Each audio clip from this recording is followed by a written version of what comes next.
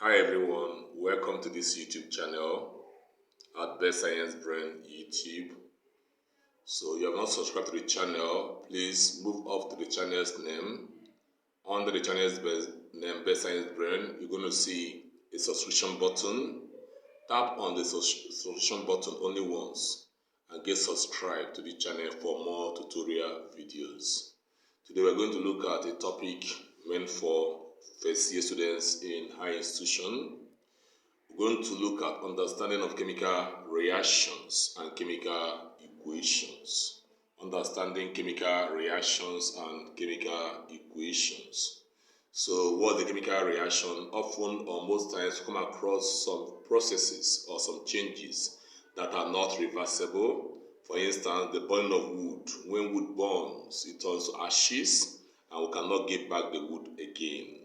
Rusting of iron. When iron rusts, it turns to hydrogen peroxide and we cannot get the iron fresh again. Fermentation. When sugar ferments, it turns to alcohol and we cannot get back the fresh or raw sugar or starch again. Such processes in chemistry are called chemical reactions because they lead to new products. So what is the chemical reaction in chemistry? A chemical reaction is a process in which one or more substances known as reactants are converted to one or more different substances known as products. A chemical reaction rearranges the constituent atoms of the reactants to create different substances known as products. Typical examples of chemical reactions include combustion of wood. So when wood burns, as we described before, or combustion of coal. When coal burns, it turns to a different product, charcoal, or to gives off gases like CO2, and we cannot get the wood or the coal again. Then rusting of iron. When iron rusts, it cannot become new iron again. It's a chemical process or reaction. Fermentation or starch. For instance, when palm wine ferments, it becomes sour and the taste cannot be renewed again. It's a chemical process, it's not reversible. Then reaction of grinding limestone with dilute acid. If I pour limestone into acid, there's going to be a reaction, liberating carbon dioxide, and then you cannot get the limestone again. It becomes wasted. So these are chemical reactions. Now, we'll now go to what is a chemical equation.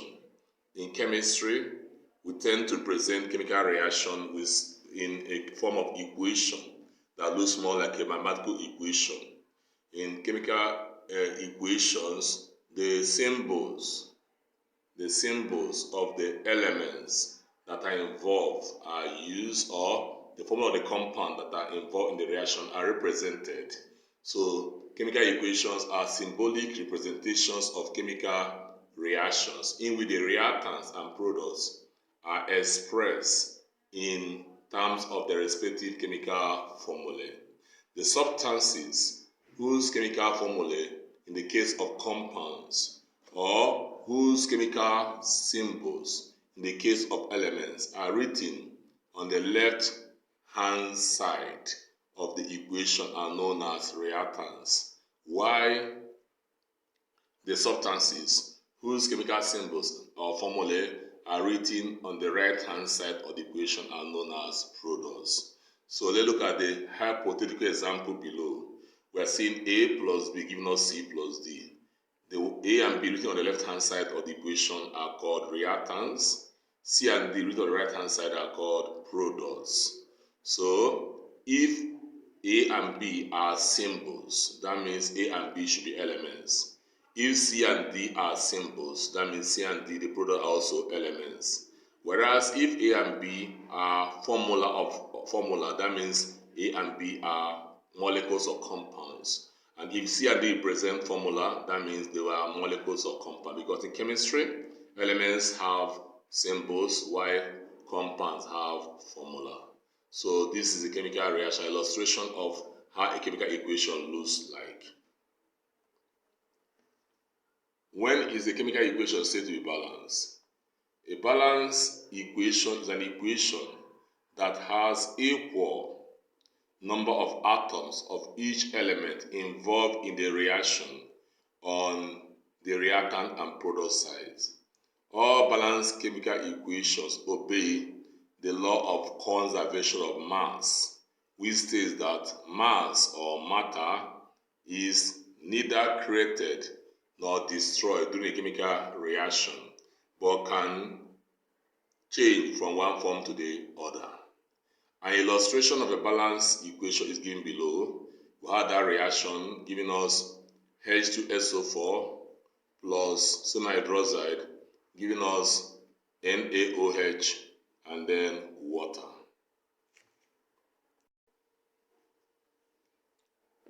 So that is also a chemical equation. H2SO4 plus 2 molecules of sodium hydroxide giving us sodium sulfate plus 2 molecules of water.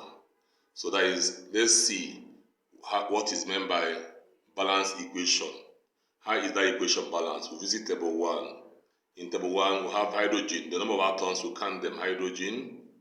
Now we'll see. Let's go to the equation. Okay. Look at hydrogen. Hydrogen atom here is 2. On H2O4 is 2. Then also hydroxide, 2 times 1 is 2. So 2 hydrogen here plus 2 hydrogen in the acid is 4. We're now having on the left hand side, hydrogen is 4. So we change the other side. Hydrogen is on water. 2 times 2 there is 4. Hydrogen is also 4 on water. We now look at sulfur. We go up again. Sulfur is 1 atom on the left hand side, which appears on the first compound there. There's no sulfur in the second compound. So 1 atom, that was what we have here. We now go to the product side. Sulfur is also 1 on Na2SO4. 1. We go to oxygen, go to the equation. In the first compound, oxygen is 4 atoms. Second compound, oxygen is 2. That is 2 times 1 in the compound is 2. 2 plus 4 gives us 6. We'll have oxygen and 6 here. In the product side, oxygen is 4 in the second compound. In the first product, Na2SO4, oxygen is 4. Then in water, oxygen is 2 times 1, 2. So 2 plus 4 gives us 6. Oxygen gives us 6 also on the right hand side. Then sodium is 2 times 1. On the right hand side, 2. We'll go down, we're having 2. On the product side, sodium is also 2. Na2, that means 2. On the product side, the first product there is 2 sodium. If you look at it, we see that the atoms on the left hand side, the reactant, the left hand side, and the ones on the right hand side for each element are equal. Total atoms on the left hand side, if you add them together, 4 plus 1 plus 6 plus 2 gives us 13. Total atoms on the right hand side also gives us 13. That means the equation is a balanced equation. Now let's take a look at another equation. We have 2 moles of HCl plus sodium carbonate, 1 mole of sodium carbonate giving us 2 moles of sodium chloride plus 1 mole of water plus 1 mole of CO2. The question is the equation balanced? Let's investigate with the table given below. So let's see whether the equation is balanced. If you go, you see that hydrogen is 1 on the right hand side. Let's check right hand side. Okay, there's an error here. Hydrogen is 1. So on the right hand side, hydrogen is 1. Error corrected. Is 1 on HCl. You can see it. Only 1 atom of hydrogen. On the product side, hydrogen is 2. So you see it on the table, not balance. Going to chlorine. On the right hand side, chlorine is 1 on HCl. Product, chlorine is also 1 atom on NaCl. So you can see that. So 1, 1, not balance. Okay, balance for chlorine. We go to sodium. On the product side, sodium is 2. On right hand side, sodium is 1, 2, 1. So you can see on the table 2, 1. So this is not balanced. On carbon, carbon is 1, right hand side on Na2CO3, 1 carbon atom. Then on the other side, carbon is 1 on CO2. So carbon appears to be balanced. Then going to oxygen, On the right hand side, oxygen is 3 on Na2CO3. You can see 3 oxygen atoms here. Then product side, you can see 1 oxygen on H2O and 2 oxygen on CO2, giving us 2 plus 1, 3. So oxygen appear to balance. But for the fact that some atoms are not balanced, that means we don't have a balanced equation. If you look at hydrogen, it's not balanced, 1 and 2. Look at sodium, is not balanced. So we'll start with one of them. You don't balance the equations, or you don't balance the whole atom at the same time. I'll start with hydrogen. I ask myself, what number will I use to multiply this one to make it equal to this 2? The number that I use to multiply 1 is, of course, 2. So if I multiply 1 by 2, I'll get 2. So I have balanced hydrogen on the table. I go on the right hand side, that way I increase. I go to the main equation. Look at the equation. So this is where you have hydrogen on HCl. In front of HCl, you put 2.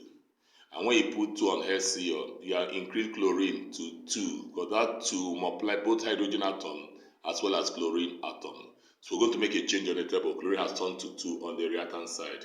So on this side, chlorine has increased to 2 as well.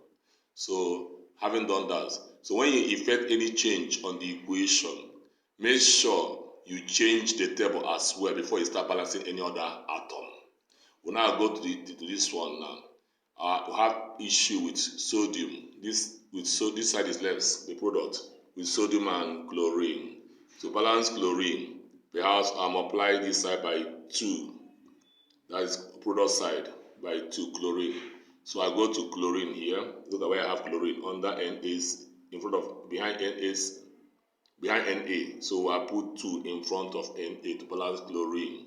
And by doing that, I have made sodium also 2 here, because these 2 affect both sodium and chlorine. So I go to the table, locate sodium, and multiply it by 2 again. I will check the table again and see whether it's balanced. You see hydrogen is balanced now, 2, 2, chlorine 2, 2, sodium 2, 2, carbon 1, 1, oxygen 3, 3. Confirm from the equation. You can see on the right hand side, hydrogen is 2 on HCl, product, hydrogen is 2 on water. Right hand side, chlorine is 2 on HCl, because 2 times 1 will give you 2 also as well. Then chlorine is also 2 on NaCl, because 2 times Cl will still give you 2 chlorine atoms. Right hand side, sodium is 2, that is 2 N sodium. Product side, sodium is also 2, that is 2 in front of NaCl. Right hand side, carbon is 1. Product side, carbon is also 1 under CO2. Right hand side, oxygen is 3. O3, you can see that. Product side, oxygen is 1 plus 2, 1 on water and 1 on CO2, giving us 3. So you see the equation is now balanced and obeys the law of conservation of matter. Writing and balancing chemical equation involving ionic substances. So we are now going into how to write equations and balance equations involving ionic substances. In order to write and balance chemical equations involving ionic substances perfectly, there are some basic concepts we need to understand, and these include 1. Valencies and oxidation states of metals, non-metals, and radicals. So we have to understand what is meant by valency and how to get the valency of metals, non-metals, and then radicals. 2. Formula of compounds. So valencies and oxidation states. Valency, what is meant by valency in chemistry? The valency of element is defined as the combining power of that element, while oxidation state is the number of electrons an atom can donate, share, or accept during chemical combination. For a metal, its valency is equal to the number of valence or outermost electrons. Look at the words valence, where the cursor is, and valency and valence. There are 2 different words. Valency is combining power, while the word valence means outermost electrons. So take note of that. And metals do not have more than 3 valence electrons and are regarded as electron donors during chemical combination. Okay, let's look at how to define metals. Taking the first 20 elements for instance, you can see the metals here. Lithium sharing the electrons under the K, L, M, N shell. We have 2, 1. The atomose shell of lithium is LO shell, which contains 1 electron. So the valence electron of lithium is 1. The valence electron of lithium is 1, and the valency of lithium is also 1.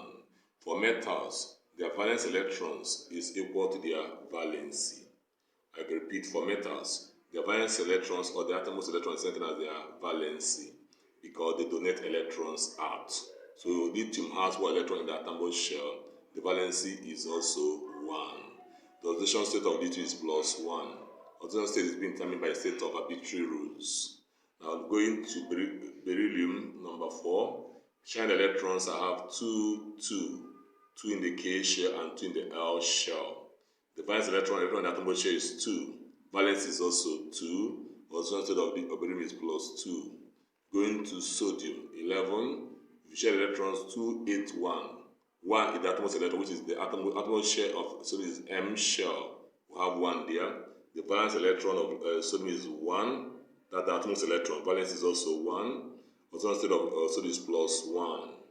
Going to magnesium, 12. Atomic number is 12. These numbers in bracket are called atomic numbers. Then we have 2, 8, 2 for magnesium. The valence shell is the M shell. The valence electron is 2. And the valency is also the same 2. Oxidation number +2. Going to aluminium, 13. I have 2, 8, 3 in the shells, K, L, M shell. Valence electron is 3. Valence is also 3. And the oxidation state is +3. Potassium, 19. 2, 8, 8, 1. Valence electron is 1. Valency also the same 1. And then +1 oxidation state. Calcium, 20. 2, 8, 8, 2. Valence electron is 2. That atomose electron valence is also 2. Oxidation state is +2. So in summary, we are saying that for a metal, the electron in the atomose shell, which is called the valence electron, sent as the valency, is sent as its combining power. And then for the first 20 elements, their valency and the oxidation state are the same thing, except that for oxidation state, you put plus sign on it, while valency has no sign. You can see the difference. So, and also to recognize metals, metals do not have, look at the valence electron column, atomose electron, do not have more than 3 electrons in their atomose shell. So that makes it easy for us to know how to find valency of metals in the first 20 category. Then we say the metals studied so far are among the first 20 elements. There are also notable metals that are not among the first 20 elements, some of which exhibit more than 1 oxidation state in different compounds. Some are given in table 4. So there are some metals that are not among the first 20 elements. There are many metals in chemistry. We're looking at the common ones. So these ones we have here are not among the first 20. Some of them have more than 1 oxidation state, more than 1 valency, like silver +1, copper +1 or +2. That's why you hear of copper 1 oxide, copper 2 oxide. It's between different valencies. Zinc is 2, lead is 2 or 4, mercury 1 and 2, iron 2 and 3, then gold 1 and 3. So note all these metals. You come across them in compounds in chemistry. Then we now move to non-metals. We have been able to identify metals. Metals in the category of metals, they do not have more than 3 electrons in their atomose shell, and their valency is sent as the atomose or valence electrons. We now go to non-metals. Non-metals are electron acceptors. The element that has electrons, and mostly they have more than 3 valence electrons. That they have more than 3 electrons in the atomose shell, except with the exception of hydrogen and helium. The valency of a non-metal corresponds to the number of electrons it will accept to complete its atomose shell to alter state. So let's look at some non-metals here. Look at carbon. Carbon is, the number of carbon is 6. Is 6. So the first column, if you share electron, you have 2, 4. So carbon the electron in the outermost shell is 4, is more than 3. That means carbon is a non-metal.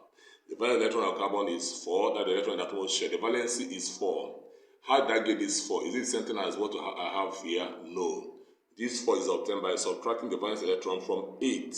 So 8 minus 4 will give me 4. Now I got that 4 there. So for nitrogen, you have 7, which is 2, 5. You share the electrons. The valence electron of nitrogen is 5. The valency will now be 8 minus 5. That gives me 3. And nitrogen is with oxidation state of from minus 3 to plus 5. Look at oxygen. I have 2 6. The valence electron of oxygen is 6. I have 6 in the outermost shell. The valency is not 6 this time around. Rather, you subtract 6 from that 8. That is 2. It needs extra 2 to make it up to 8. Then oxygen has a oxidation number of minus 1 and minus 2 in some instances. Fluorine is 9, 2, 7. So it has 7 electrons in the outermost shell. The valency is not 7, rather it needs extra 1. 8 minus 7 is 1 to complete. So the valency is 1, while the oxidation state is minus 1. Then for neon, 10, 2, 8. Neon has 8 electrons in the outermost shell. That means the outermost shell of neon is complete.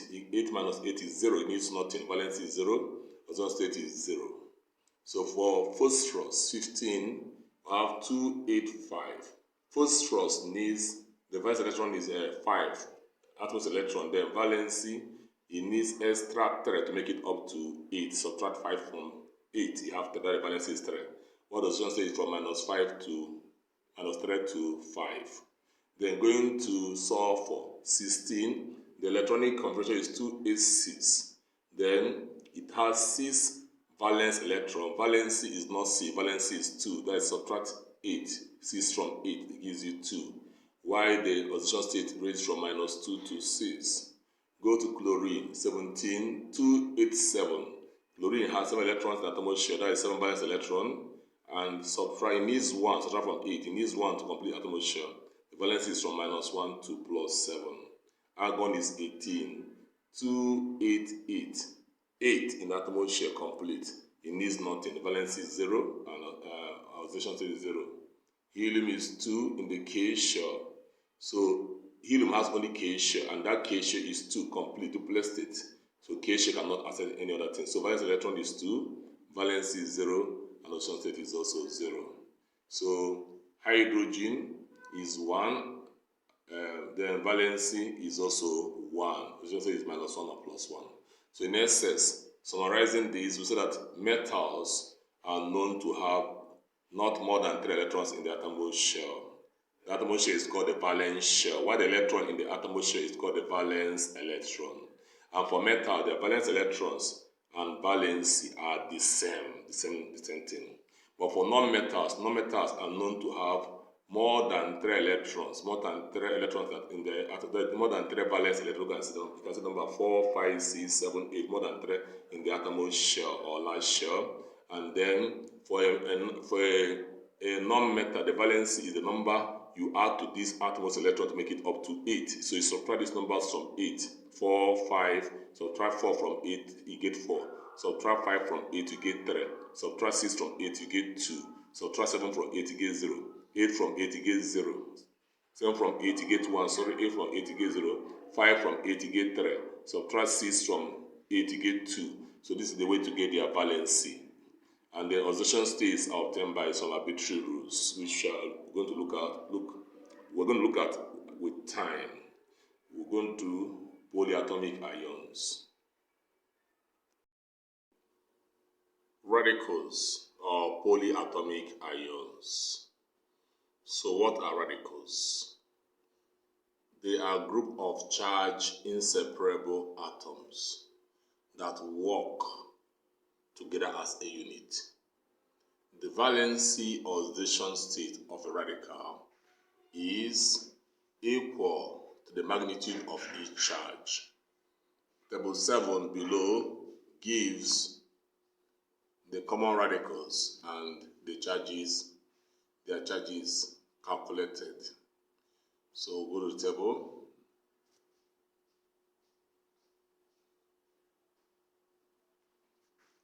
7. We have radicals. We have the IUPAC name. We have their common name. We have their formula and then their respective charges. So depending on the country where you are watching us, the system could be using IUPAC nomenclature or common name nomenclature. So an example is tetraozosulfate 6 ion. The word tetra implies 4. You can see tetraozo means 4 oxygen atoms. Look at the formula O4. Then sulfate implies sulfur. So in the radical, the last element, sulfur in this case, normally comes first in the formula. In the radical, the last element comes first in its formula. The common name of that ion is called sulfate ion.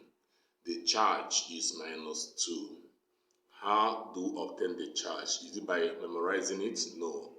We can learn how to calculate it. Let's call the charge S. It's obtained by adding the oxidation state, that OS means the oxidation state of sulfur, plus 4 times the oxidation state of oxygen. Remember that there are 14 atoms in that radical. The oxidation state of sulfur is not far-fetched. We get it from the name. Look at sulfate 6. That 6 in the bracket is the oxidation state of sulfur. So we replace oxidation of sulfur with 6. S equal to 6 plus. The oxidation state of oxygen in radicals is normally -2. So 4 times -2. So we have 6 minus 8. That will give us 4 times -6 minus 8. 6 minus 8 gives us -2. That is the total, the charge over there. So charge is -2 for that radical. Then going to number 2. Number 2 is triazosulfate 4 ion. Triazosulfate 4 ion, otherwise called sulfite ion. Tri implies 3. So triazo means 3 oxygen atoms. Then sulfate, end with sulfate. The last element, sulfate, that indicates sulfur, will come first in the formula, SO3. So the common name is called sulfite ion. How do we calculate the charge? That -2. We add the oxidation state of sulfur plus 3 times the oxidation state of oxygen, because there are 3 atoms of oxygen in the formula. The oxidation state of sulfur, we get it from the name, the Roman number 4, plus 3 times that also is always -2. So that becomes 4 minus 6, giving us -2. That's the overall charge. Then going to number 3. Number 3 is triazocarbonate 4 ion. The common name is carbonate ion. So triazo, tri is O3. Then carbonate indicates carbon. So we can call overall charge S. So that becomes oxidation state of carbon in the plus 3 times oxidation state of oxygen, because there are 3 atoms of oxygen in that compound. in that ion. So the oxidation state of carbon is 4, carbonate 4. Replace that with 4, S equal to 4 plus, then 3 times -2. That becomes 4 minus 6, giving us -2, -2. Going to number 4, heptaozodichromate 6 ion. Although known as dichromate ion. Hepta means 7. Heptaozo, that is 7 oxygen atom. You can see that in the formula. Chromine is element. Chromate for element, chromine, Cr. But you can see dichromate, that is 2 chromium atoms. So how do we get the overall charge? Let's call it S. 2 times oxidation state of chromium, because there are 2 chromium atoms there, plus 7 times the oxidation state of oxygen. So chromium is 6. So 2 times 6 gives you the 12 we are seeing there. While 7, now also is -2 times 7. That becomes 12 minus 14, giving us -2 also. Number 5, we have triazonitrate 5 ion, known as nitrate ion. The formula, tri is 3 oxygen, then nitrate indicates nitrogen. Then the overall charge, which call it S, oxidation state of nitrogen plus 3 times oxidation state of oxygen. Nitrogen is 5 in the name, V is 5, then plus oxygen 3 times -2, which is 5 minus 6, giving us -1. Then we go to number 6, diazonitrate 3 ion, otherwise called nitrite ion. Diazo is 2 oxygen atoms. Nitrate indicates nitrogen. S is the oxidation of nitrogen plus 2 times instead of oxygen, nitrogen here is maintaining 3 in Roman number. Replace nitrogen there with 3 plus 2 times minus 2 for oxygen. That becomes 3 minus 4, giving us minus 1. So that's why the charge is minus 1.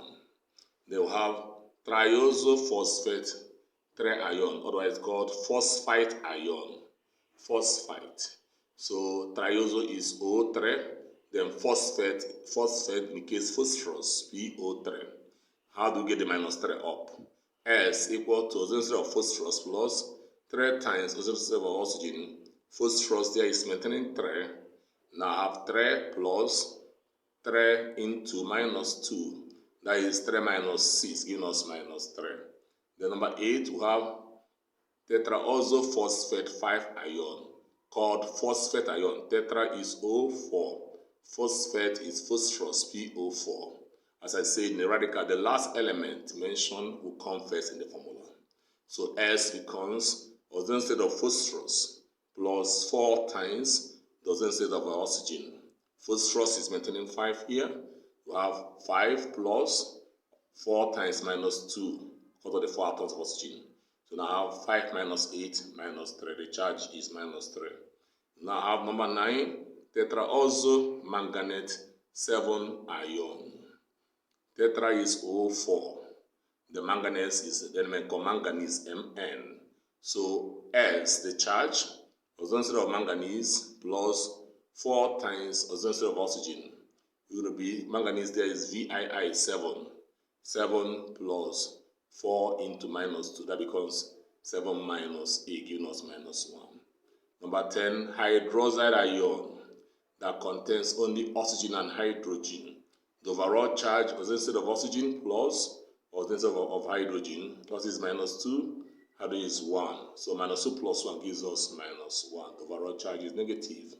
So hydrogen triosocarbonate 4 ion, called bicarbonate ion, HCO3. So S, the overall charge, is instead of hydrogen plus instead of carbon plus 3 times instead of oxygen. Hydrogen is 1 plus carbon is 4 from the name, carbonate 4. Then oxygen is minus 2, then multiply by 3. Solving everything, we have minus 1 at the overall charge. Then we have number 12 called triosochlorate 5 ion, chlorate ion. So trioso means 3 oxygen atoms, O3Cl. Chlorine now coming front. Then the net charge instead of chlorine plus 3 times instead of oxygen. Chlorine is maintaining 5, V is 5 there, plus oxygen is 3 times minus 2. That is 5 minus 6, giving us minus 1, negative 1. So tetraoso chlorate 7 ion, called perchlorate ion. So to calculate it, instead of chlorine plus 4 times that of oxygen. So we have chlorine is maintaining 7, chlorate 7. So substitute, replace OS of chlorine with 7 plus oxygen is 4 times minus 2. That becomes 7 minus 8. When you solve, you have minus 1 at the net charge. Ammonium ion, the positive 1 there, NH4 plus. So we give you plus 1. You can see how it's being worked out there. Then tetraoso chlorate 7 ion, called perchlorate ion. So in this one, S equal to instead of chlorine plus 4 times instead of oxygen. Chlorine is 7, and then oxygen is 4 times minus 2. That is minus 8. 7 minus 8 gives us minus 1. So you see the radicals. So the radical, the Roman number that comes last is the state of the element closest to it. So you can calculate the charges without memorizing them and knowing how to get the formula of radicals. So negative radicals, those negative ions are also called acid radicals. Why are they called acid radicals? Look at them, those carry negative sign. It's only one that will have positive ion there. So those negative ions, except the ammonium, are called acid radicals. So when they're joined to hydrogen, they produce an acid. So that's what are called acid radicals. So formula of ionic compounds. A compound is known as any chemical substance formed when 2 or more elements combine chemically. An ionic compound may be formed in any of the following combination. So a compound normally in chemistry is a substance that contains two or more elements chemically combined.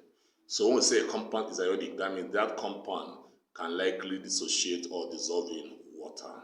So how is it formed? Normally, you can form it by combining a metal with a non-metal, and that gives you what we call ionic bonding. Example, sodium chloride, NaCl. Sodium is a metal, chlorine is a non-metal. Zinc oxide, zinc is a metal, oxide is a non-metal. You can see from ionic compound by combining a metal and an acid radical or negative radical, as we have studied above.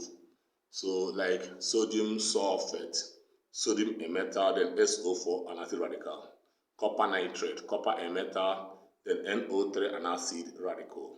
You can see how an ionic compound by combining ammonium radical and a negative ion. Ammonium, NH4 is a positive radical, then chlorine negative or non-metal, NH4, SO4. Ammonium is positive and SO4 is negative radical. You can see get it by combining hydrogen ion and a radical, of course, getting an acid. Acids are also ionic because acids ionize in water. Hydrogen ion and any acid radical, like H is hydrogen ion. Then with any of the radicals we are treated so far, the radicals, you get an acid. So in the formation of ionic compounds, the components of the compound would change their valencies or oxidation state. We should know that a wrong formula can never give a balanced equation in chemistry. So let's look at the exercises below. So we are trying to see how to write formula of compounds correctly before we now go into balancing of equations. So these are exercises which is aimed at teaching us how to write formula of compounds correctly. We are asked to write the formula of the following compounds: calcium chloride, magnesium hydroxide, copper 2, triazole 5, sodium triazole 4, lead 4 chloride, tetrosulfate 6 acid, and aluminium tetrosulfate 6. Solution: to get the formula, the first one, calcium chloride, we have to first of all write the components. Calcium is Ca, as you can see there. Ca, atomic number of calcium is 20.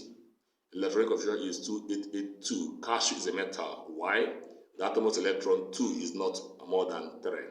And for metal, the valency is what you have in the atom's shell, that is 2. For metal, valence electron equal to their valency because they donate electron out. So that will have 2 on top of calcium. So chlorine, atomic number is 17, 287. Chlorine is a non-metal because it has more than 7 electrons, more than 3 in the atmosphere. The atmosphere contains 7. And for a non-metal, the valency is the number that you add to the atmosphere to make it up to 8. So you have 7 there, it needs extra 1. So subtract 7 from 8, have 1. The valency of chlorine is 1. But we'll put charge to show that it's a non-metal, negative. And then we'll put positive to show that calcium is a metal. Then write the calcium down, write chlorine down also. Bring them down, and then they change valency. Valency of chlorine 1 goes to calcium, while valency of calcium 2 goes to chlorine. So when you want to form any compound, the components must change their valencies. Formula is now CaCl2, calcium chloride. That's the right formula. Number 2 is magnesium hydroxide. Magnesium is 12. 282 is the atomic number, that is the electronic structure. And then having 2 in the atmosphere, which is not more than 3, makes magnesium a metal. So the valency is also 2. That will have plus 2 on top of it. Hydroxide, there are 2 elements combined here, radical. You calculate it. We have taught you to calculate it from the table above. So minus 2 for oxygen plus 1 for hydrogen gives you minus 1. You have minus 1. Then you bring the components down. 1 from hydroxide goes to magnesium, while 2 from Mg goes to hydroxide.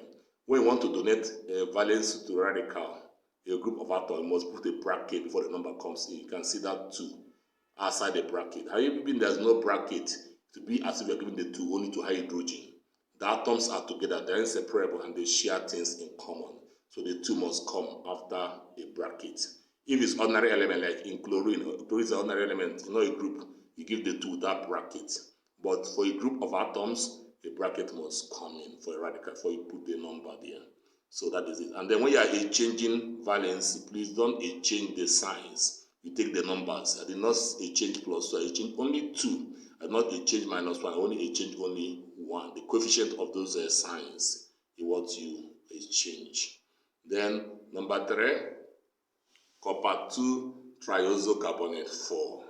Here, copper is not among the first 20 elements. It's one of the elements I told you initially, metals that do not have constant valency oxidation state.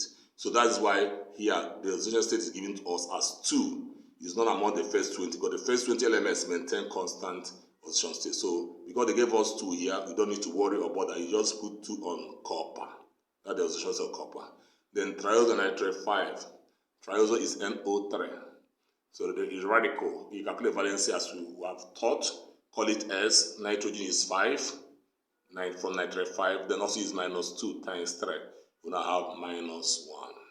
Then when you change valency, 1 from NO3 goes to copper, and 2 from copper goes to NO3. The bracket must be there because NO3 is the radical.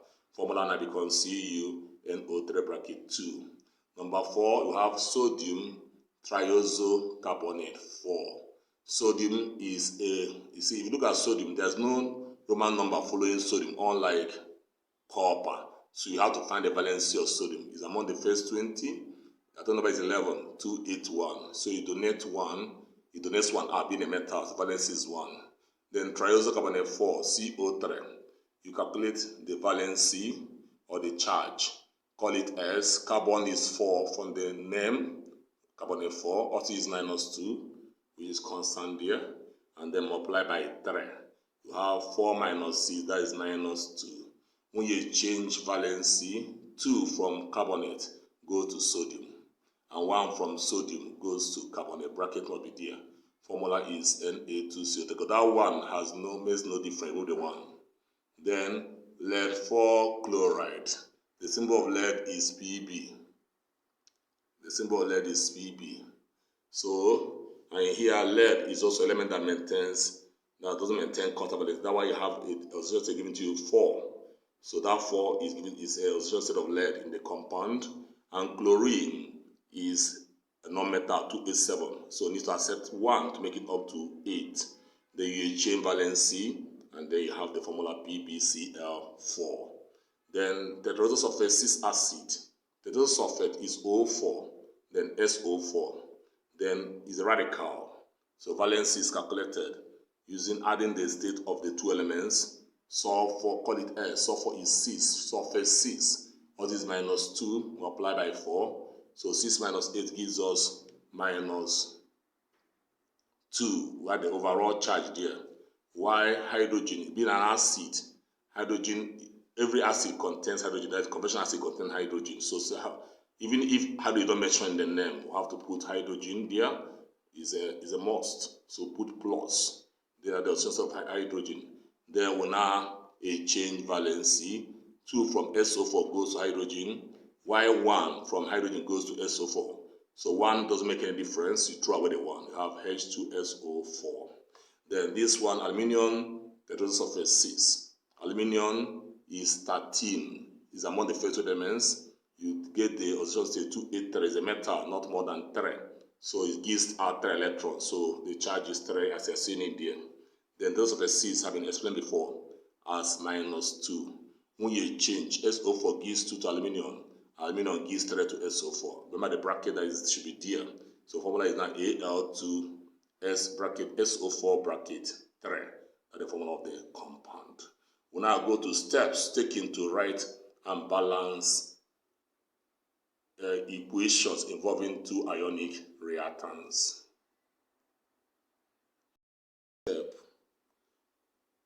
The following steps are applied in writing and balancing chemical equation involving 2 ionic reactants.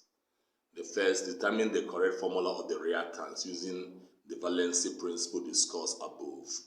So we have learned how to write formula of ionic compound by valency exchange. You have to do that. So number 2, write the reactants on a straight line with a plus sign between them. So when you have two reactants, after writing the formula, you write a plus sign between them. After that, you draw a straight line to show the direction of the reaction. Number 3, split the reactants into their respective component ions. Number 4, exchange opposite ions and their valency to obtain the correct formula of the products. Write the products on the right hand side of the equation. Number 5, balance the equation by trial and error method by inserting whole numbers in front of the compound, starting with the number 2. Balance one atom at a time. Look at the exercises. We are asked to write chemical equation for the following reactions. 1, the rest of the 6 acid and calcium hydroxide. 2, hydrochloric acid and magnesium. 3, potassium and water. 4, sodium chloride and the rest of the 6 acid. 5, triiodinitrate acid and potassium trioxocarbonate. 4, 6, copper 2, triiodinitrate and sodium hydroxide. We'll go to the solution. For the first one, just for 6 acid and calcium hydroxide. So I have to be very conscious of the formula. You see in the table, the formula of each reactant being derived as you have been taught. The rest of the 6 acid, hydrogen is since an acid is there, and then SO4, the ion, rest of the 6. Then valency, the charge I put in are included there, S2, SO4, 2 minus, and the hydrogen is plus 1. So combine them and exchange valence to get the right formula, H2SO4. In calcium hydroxide, calcium valency is 2, from atomic number is 20, 2882. So it's a metal, donates 2 out. Hydroxide is radical, valency have been calculated before, minus 1. You exchange valency, you have CaOH, bracket 2. Then you write the reactants, you can see H2SO4 and CaOH on a straight line with a plus sign between them. You can see the arrow drawn to show the direction of the reaction. You come down, you split the reactant, split hydrogen, the H2SO4 into, remove the first element, hydrogen, the atom, hydrogen, remaining SO4. The 2 close to hydrogen is the valency of SO4. So the SO4 takes back the 2. Then split this one, calcium, separate from OH. The 2 close to OH belongs to calcium, so calcium takes back the valency. OH has valency of 1. Or, in other words, we are returning them to the way they were, H and SO4, calcium, and the way they were before we combine them. We separate them again. And when you are done that, marry on like terms. Calcium goes to SO4. When they go together, they have equal valency, which they would have exchanged because they are equal. 2 cancels 2. You're going to have CaSO4. Then H goes to OH. So bring them together. You're going to have H2O. You have H2O. So go back to the equation to balance it. We check the atoms. On the left hand side, hydrogen is 2 on H2O4 and 2 on calcium hydroxide. So 2 on H2O4 and 2 on the other calcium hydroxide. 2 plus 2 gives you 4 for hydrogen. On the product side, hydrogen is 2 on water. Then we'll go to sulfur. Sulfur is 1 on H2SO4. On the product side, sulfur is also 1 on this side. We go to oxygen. Oxygen is 4. H2O4 has 4, and then calcium hydroxide also has 2 oxygen. 4 plus 2 is 6. We have 6 there. Reactant side, oxygen is 4 plus 1, 5. So reactant side we have 4 plus 1. So oxygen there should be 5, not 6. So let's correct the error here. So oxygen is 5 on the table and not 6. So we'll go to calcium. Calcium is 1 on the left hand side. You can see calcium there, and also 1 on the right hand side. So this equation is not balanced. Look at hydrogen, 4 and 2. 2 is less than 4. Look at oxygen, 6 and 5. So what do? We tackle one of them at a time. Is there any number that can multiply 5 oxygen to give us 6? Going to oxygen, no. No whole number can multiply 5 to give us 6, so we'll leave it. We'll go to hydrogen, the one that is easier for us. For hydrogen, is there a number that can multiply 2 to give us 4? Yes. The number that can multiply 2 to give us 4 is also the same 2.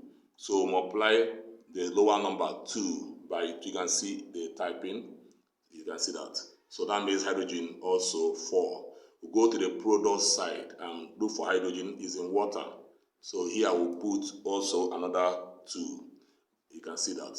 By putting 2 there, it will affect oxygen. Oxygen is now 4 here, and then in water 2 times 1, 2, giving a total number of 6 of oxygen, 6 oxygen atoms on the right hand side. We go back to the table. Oxygen is 6 on the other side. Replace this 5 with 6 because we now have 6 oxygen on the right hand side. If you check the table now again, the elements are balanced. Hydrogen is 4, 4, oxygen is 1, 1, sulfur is 1, 1, oxygen is 6, 6, and calcium is 1, 1. You go to the equation and confirm your answer. Hydrogen is 2 on H2O4, 2 on calcium hydroxide. Because that 2, you see, after the bracket, apply oxygen and also hydrogen. So 2 plus 2 is 4. On the right hand side, hydrogen is 2 times 2 in water, giving us 4. Calcium is 1 on the left hand side and also 1 on the right hand side. Oxygen is 2, 6 on the right hand side, left hand side, and also 6 on the right hand side. Sulfur is 1 on both sides. So it's a balanced equation. The next equation we're told to write is between hydrochloric acid and magnesium. So you can see how we derive the formula of hydrochloric acid. Between hydrogen and chlorine, hydrogen has valency of 1, chlorine also has 1. And non-metal 17287, the electronic structure. Then it needs 1 to become up to make that 7 up to 8. So you need to accept 1. So when you change valency 1, 1, they cancel. And magnesium is an element, so symbol, it has symbol, Mg, not formula. So we'll go and write the substances, the reactants on a straight line, HCl plus Mg. Then we'll draw the arrow showing the product. Now, what do? We'll now split the HCl into the component ion, hydrogen and then chloride. The magnesium, bring it down. We cannot split M from G because it is one substance. But rather we put the valence of magnesium, which is plus 2. The number is 12. From 12, we have 282. So you can donate 2 electrons out. We now marry unlike charges together, the chain partners. So when magnesium goes to chlorine, you have MgCl2. How come the 2? Because when they combine, they will change valency. 2 goes from magnesium to chlorine. So what the formula is MgCl2. Why hydrogen has no partner to combine with? And when hydrogen is free, it comes in its natural state as a molecule. You don't write H, you write H2 as a gas. That's the natural state, the atomic molecule, that's the natural state of hydrogen. So, having done that, what do? We now check whether the equation is balanced. On the left-hand side, for the reactants, we have hydrogen as 1, chlorine as 1, magnesium as 1. Right-hand side, we have hydrogen as 2, magnesium as 1, chlorine as 2. So it's not a balanced equation. What do? We have deficiency on the left-hand side on hydrogen and also chlorine. We start with 1 at a time. We look for a number. What number do we multiply with 1 to get 2 on hydrogen? So to make this side equal, go to multiply this 1 by 2.